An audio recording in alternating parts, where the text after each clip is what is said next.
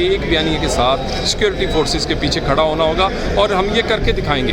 ہمیں جس حد تک ہم سب کو ساتھ بٹھائیں گے، یہ پاکستان کی جنگ ہے، اس کو ہم انشاءاللہ پہلے بھی ہم نے جیتی تھی، دوبارہ جیت کے صوبائی حکومت جو ہے وہ کیا اس میں اپنا رول پلے نہیں کر رہی؟ دیکھیے میں دیکھیے نا، سب سے بڑی دہشت گردی کے جو واقعات ہیں یا جہاں سے جنریٹ ہوتے ہیں یا اوریجنیٹ ہوتے ہیں وہ کے پی سے، آپ سی ٹی ڈی کا ڈپارٹمنٹ اگر کرائے کی بلڈنگ میں ہو، یار مجھے یہ بتائیں، یہ پنجاب میں سی ٹی ڈی بنائی تھی شہباز شریف صاحب نے، ذرا اس کو سی ٹی ڈی دیکھیں، ان کو جتنا بجٹ تھا دیا شہباز صاحب نے، ان کو ٹرین کیا، ان کی کیپیسٹی بلڈنگ کی، اور انہوں نے وہ کام کر کے دکھائے جو زبردست تھے۔ اسی طرح باقی کئی صوبوں نے، سندھ نے بھی ایک بہت اچھا ادارہ بنایا۔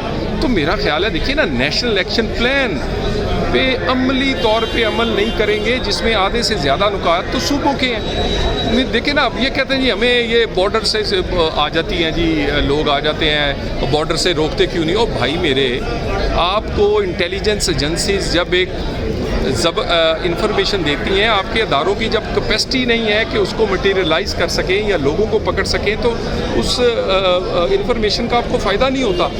اگر پنجاب میں سی ٹی ڈی کو ملتی ہے، میرا خیال ہے آپ 100 انفارمیشن ملتی ہوگی تو 90% اس کا رزلٹ ہوگا۔ اس طرح آپ اپنے ادارے بلڈ کریں، اپنے صوبے کی لوگوں کو، اپنے وہاں کی پولیٹیکل پارٹیوں کو اکٹھا کر کے دہشت گردوں کے پیچھے کھڑے نہ ہوں، ان کے ہمدرد نہ بنیں۔